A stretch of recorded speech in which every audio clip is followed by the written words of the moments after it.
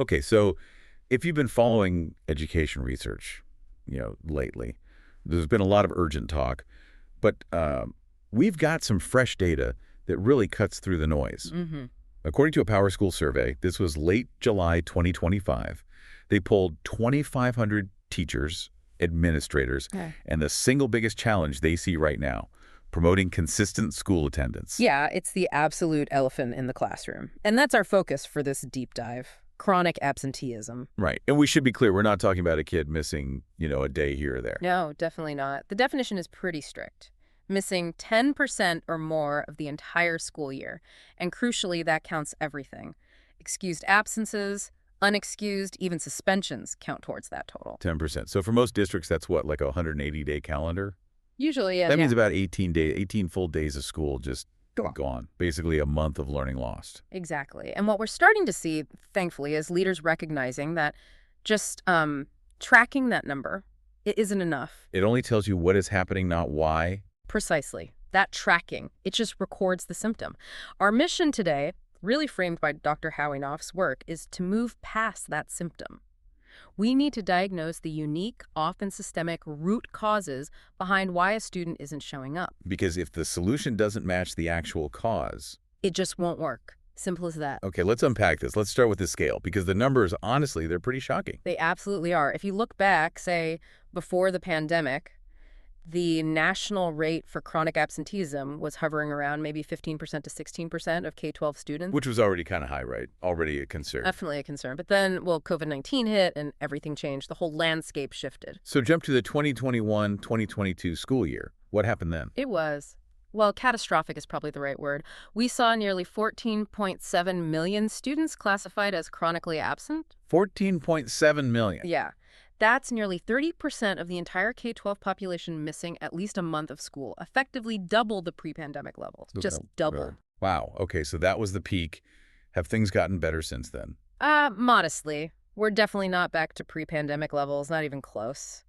A recent RAND report, this one's from August 2025, looking ahead at 2024-2025, it estimates the rate is still around 22%. 22%. Still involves millions of students. About 2.8 million, based on their projections. It means, statistically speaking, more than 1 in 4 children across the U.S. missed nearly a month of school in the 2022-2023 year. 1 in 4. And when you dig into who is being affected most, it's not evenly spread, is it? Not at all. I mean, while white students make up the largest raw number just because of population size, the rate is disproportionately higher among our most vulnerable groups. Like low-income families. Exactly. Low-income families, Black and Hispanic youth, English learners, students with disabilities, Native American and Pacific Islander students.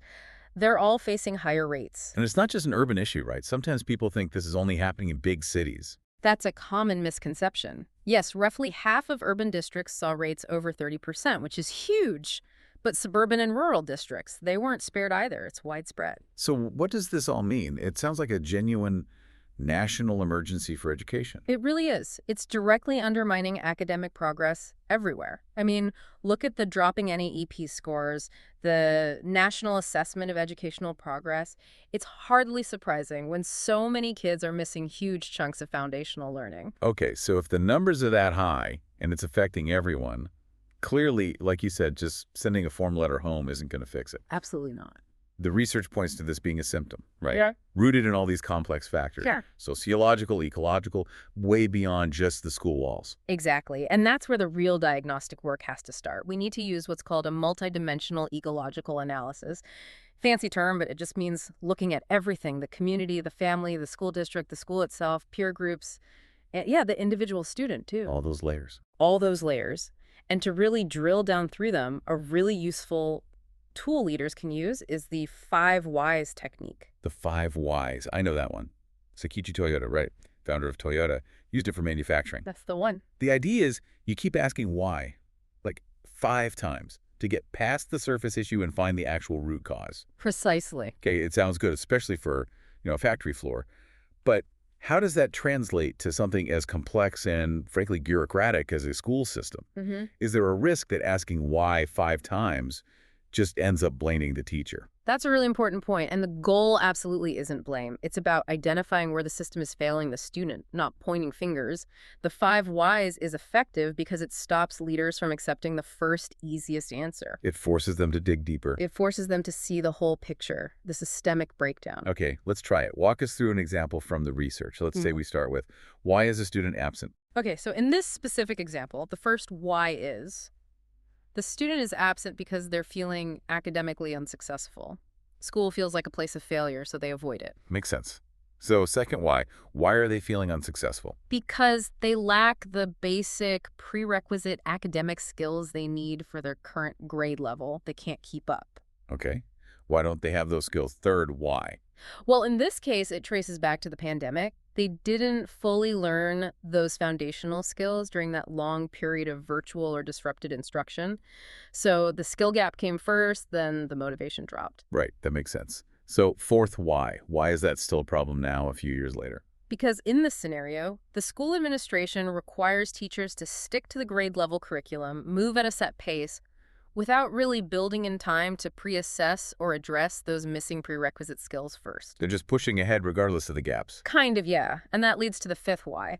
Why aren't those crucial prerequisite skills being taught strategically? And the answer is? It could be a mix of things. Teachers might not be trained in how to integrate that remediation effectively, or they might feel they don't have permission to slow down, or maybe they just lack the resources like tutoring support, computer labs, interventionists needed to do it properly alongside the grade level stuff. Wow. Okay, so that whole chain. Yeah. That's just one possible root cause, academic disengagement. Exactly. Just one path.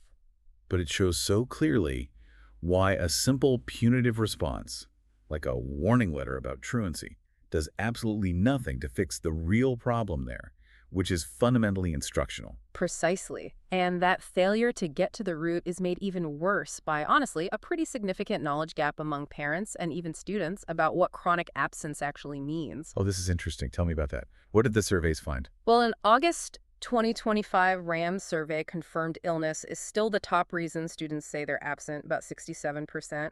But other things were notable too, like feeling down or anxious, that was 10%, or just being uninterested in school, 7%. Okay, but what about the parents' understanding? This is where it gets really stark. An NPRIPSOS poll from June 2024 found that 51%, half of parents surveyed, actually misdefined chronic absenteeism.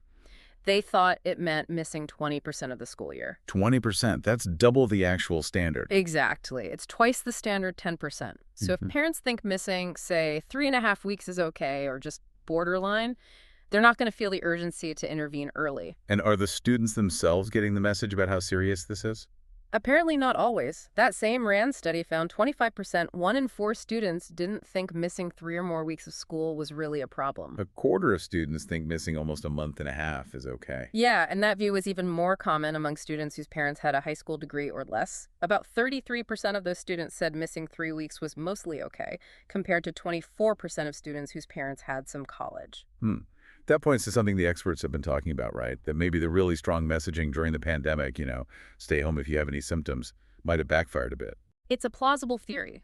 That intense focus on not spreading illness might have inadvertently led to an oversensitization, where families now keep kids home for very minor things that, before 2020, wouldn't have meant missing a whole day of school. It's sort of normalized staying home more easily. So you've got these perception issues, these knowledge gaps, colliding with the really complex real-world reasons why kids aren't getting to school. Exactly. And when we try to categorize those root causes systematically, like using that ecological model, they tend to fall into 4 big buckets. Okay, what are they?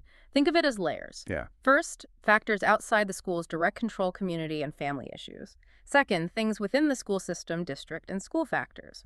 Third, social dynamics, peer-related causes. And fourth, factors specific to the child, individual, student issues. Got it. So community and family, what falls under that? Well, the big ones you'd expect. Poverty, housing instability, parents having non-standard work schedules making drop-offs hard, maybe older siblings needing to stay home for childcare. But the data also specifically flags something really tough. Fears related to immigration status. Families being afraid to send kids to school because of worries about detention or deportation. That's a huge barrier. Yeah, way beyond what a school can directly fix. Yeah. Okay, what about district and school factors? Things the system could potentially influence. Right. Things like a negative or unwelcoming school climate, inconsistent discipline, especially suspensions, which literally push kids out. Unreliable school transportation is a big practical one. And then academic disengagement, maybe because the curriculum feels irrelevant to students' lives, or a lack of essential school-based services like mental health counselors or health clinics. Then you have the peer-related stuff. Bullying comes to mind immediately. Absolutely. Bullying and harassment, both in person and increasingly via social media, but also subtler things like peer pressure that normalizes skipping school or kids feeling excluded or isolated from their peer groups. That social connection is so important. It really is. And finally, the individual student barriers. Like health issues. Definitely. Chronic health conditions, asthma, diabetes, things that genuinely require missing school sometimes. Also, significant mental health challenges like anxiety, depression, trauma. Academic struggles leading to avoidance. And a big one, especially for teens, sleep issues. Ah, yes. Yes. The teenage sleep cycle. Exactly. Their natural circadian rhythms shift, plus late-night phone or device use. Yeah. They often aren't getting anywhere near the 8.5 to 9.5 hours of sleep they actually need per night. Being chronically tired makes getting to school, let alone focusing, incredibly difficult. So it's this incredibly complex web of reasons. And these absences, they don't just hurt the student who's missing class, right? Yeah. There are ripple effects, hidden costs. Oh, absolutely. The cost to the absent student is the most obvious one. Missed instruction, falling behind, frustration, disengagement. It's a clear predictor of lower test scores, lower graduation rates. That's well established. But what about the impact on the classroom itself, on the teacher? This is huge and often overlooked. Think about it. When a student who's been out a lot comes back inconsistently, what does the teacher have to do? They have to try and catch them up. Right, which means they often have to sacrifice new instructional time for the students who have been present just to reteach or catch up the returning student. So everyone's instruction gets diluted. Exactly. The teacher gets trapped in this cycle of starting, stopping, restarting lessons. All the instructional momentum is lost. And research backs this up. Teachers who have higher rates of student absenteeism in their classes report less job satisfaction, less belief in the profession. It's incredibly draining. They're being asked to do the impossible, essentially. And doesn't the school environment itself sometimes play a role? Like if the school climate is punitive or discipline is inconsistent, isn't that part of the system actually contributing to the problem? That's a key insight from the ecological perspective, yes. Right. The system itself can be flawed at multiple points, creating barriers rather than supports. A harsh or unfair school environment can absolutely be a root cause pushing students away. And what about the kids who are there every day, the peers? They feel it too. They mirror the teacher's frustration, right? The curriculum feels watered down. They're going over stuff they already learned. And, maybe more importantly, chronic absence weakens the whole social fabric of the classroom. The absent student feels less connected, less sense of belonging, and they miss out on building those relationships that are actually critical for learning, especially anything involving group work or collaboration. Okay, so the problem is multi-layered. The costs are systemic. The mandate for solutions seems pretty clear then. It has to be comprehensive. It has to be multi-tiered, trauma-informed, culturally responsive. It needs to address all four of those root cause categories we talked about. We can't just keep doing the same old things. No more generic attendance campaigns. Definitely not. We need strategic, evidence-based interventions. So, starting with those community and family supports, instead of just sending a form letter, think about targeted home visit programs. Okay, what does that look like? It means deploying trained specialists, maybe social workers, community liaisons within, say, 3 to 5 days of a student hitting that chronic absence threshold. They use techniques like motivational interviewing to understand the family's barriers, not to blame them. It's personalized support. And practical help too, right? Like Yeah. transportation. Yes, an emergency transportation fund. Simple idea, huge impact. Providing Uber or Lyft vouchers or temporary bus passes if a family's car breaks down or they have medical appointments. It removes an immediate, concrete barrier. Okay, moving to the district and school supports. What needs to change there? We need a smarter tiered attendance protocol. For instance, hitting that 10% absence mark shouldn't just trigger a letter. It should automatically schedule a formal attendance team meeting with the family. quickly, like within 1 week. Be proactive, not just reactive. Exactly.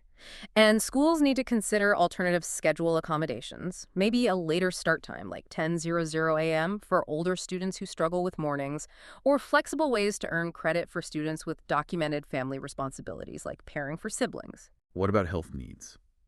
Mobile health services can be crucial. Think school nurses doing home visits to help manage medication for chronic conditions, or providing basic health checks, bringing the service to the family. And inside the classroom, trauma-informed modifications, things like flexible deadlines, alternative ways to take tests for students dealing with significant stress or trauma. Okay, now peer-related supports. How do you tackle bullying or social exclusion? One really interesting strategy is chronic absence peer mentoring. You match a student struggling with attendance with a slightly older peer mentor, someone who maybe had attendance issues themselves but turned it around. They get training to provide positive support and encouragement. Using positive peer influence instead of punishment. Right. And when a student does return after a long absence, having inclusive reentry support, like assigning a peer buddy for a few days, can help them reintegrate socially and feel less isolated. Smart. And finally, individual student supports. What about mental health or those sleep issues? We need mental health intensive services readily available. That means things like weekly individual counseling for anxiety, depression, or specific interventions like cognitive behavioral therapy for school refusal. For sleep, schools can partner with sleep clinics and, importantly, educate families and students about adolescent sleep needs, really, driving home that 8.5 to 9.5 hours target. And if a student has fallen way behind academically? That's where academic recovery planning comes in. Instead of just making them repeat things or focusing only on seat time, allow them to show they've learned the material through other means, maybe project-based assignments, portfolios, alternative assessments. Focus on mastery, not just attendance days. It all sounds so interconnected. It has to be. Dr. Norrifer really emphasizes this. Leaders absolutely cannot keep relying on punitive, outdated approaches. They just push vulnerable students further away. We're losing millions of kids to disengagement every day. We don't have these comprehensive, evidence-based interventions in place. So the call is for bold, immediate action. Focusing on relationships, removing those systemic barriers we identified, using data to drive the response. And critically, immediately linking that 5 whys diagnosis, figuring out the real reason for the absence directly to implementing the right support or intervention. That connection is key. The takeaway really seems to be that chronic absenteeism isn't some kind of moral failing by the student or family. It's often a sign that the system itself isn't adapting to the realities of their lives. Exactly. It's a system failure, not just an individual one. Okay, so as we wrap up this deep dive, we've seen the staggering numbers, we've explored the complex root causes, and we've looked at these multi-layered solutions. But we also learned that many parents, and even students, fundamentally misunderstand or underestimate just how serious missing 3 or 4 weeks of school really is. So here's the final thought for you, our listener, to chew on. If educational leaders manage to perfectly implement every single strategy we talked about today, the home visits, the flexible schedules, the mental health support, all of it, but the broader culture outside the school walls still sort of normalizes or downplays the importance of consistent attendance, can this crisis truly be solved?